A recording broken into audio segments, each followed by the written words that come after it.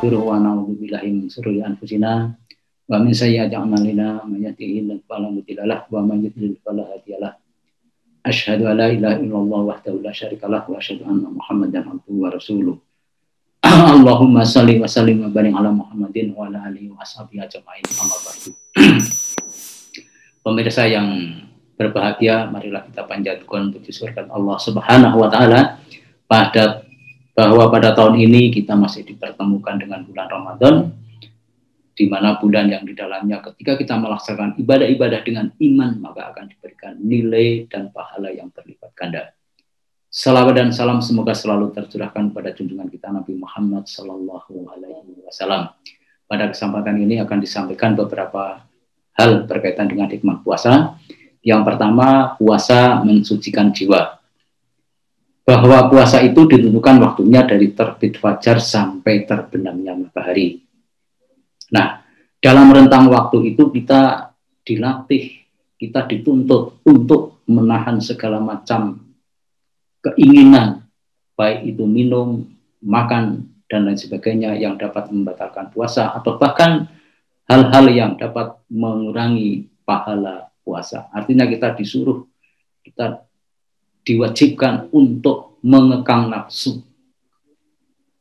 Jiwa yang bersih dari nafsu-nafsu yang kotor, maka akan menjadi suci. Yang kedua, puasa memupuk muraqabatullah. Bahwa kita harus yakin bahwa Allah akan selalu mengawasi kita setiap saat, tidak akan terputus. Dengan demikian ketika kita berpuasa akan selalu harus yakin merasa diawasi oleh Allah. Jadi ketika kita akan makan atau minum, meskipun tidak ada orang yang tahu, Allah pasti tahu. Itulah, maka kita akan selalu merasa dan yakin Allah akan selalu melihat kita, baik di dalam bulan puasa maupun di luar puasa. Yang ketiga, puasa akan meredam syahwat. Ketika asupan nutrisi di stop untuk saat dari fajar hingga terbenamnya matahari selama 1 bulan, maka akan berpengaruh kepada segala aktivitas badan kita, termasuk syahwat. Oleh karena itu, dengan terkuranginya nutrisi yang masuk di dalam tubuh kita, ini termasuk juga akan meredam syahwat. Dan yang keempat, puasa melatih kesabaran. Rentang waktu dari fajar hingga terbenamnya matahari, kita menunggu waktu untuk berbuka puasa, menunggu waktu untuk minum, menunggu waktu untuk melakukan hal-hal halal lainnya yang seperti dilakukan di luar puasa.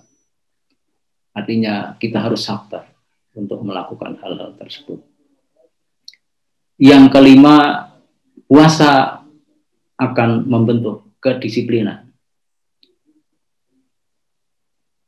Batas-batas puasa itu ditentukan dari fajar sampai terbenamnya matahari. Nah, kita harus tepat waktu ya di dalam mulai puasa maupun mengakhiri puasa. Kalau melanggar waktu itu, maka akan batal puasanya. Sehingga kita terbiasa untuk tepat waktu. Kemudian yang keenam, puasa akan berakibat pada kesehatan tubuh. Selama tidak puasa, ya kurang lebih 11 bulan, ya, alat pencernaan kita bekerja keras ya, untuk mengolah dan mendistribusikan nutrisi kepada seluruh badan kita. Maka pada bulan Ramadan ini, selama rentang waktu fajar sampai terbenamnya matahari, alat pencernaan kita akan istirahat. Sehingga akan tidak bekerja. Oleh karena itu, akan memberikan jeda untuk tidak bekerja alat-alat pencernaan kita, sehingga alat pencernaan kita akan sehat dan baik, yang akan berakibat pada tubuh kita akan sehat dan baik. Dan yang ketujuh, puasa akan berdampak rasa sosial.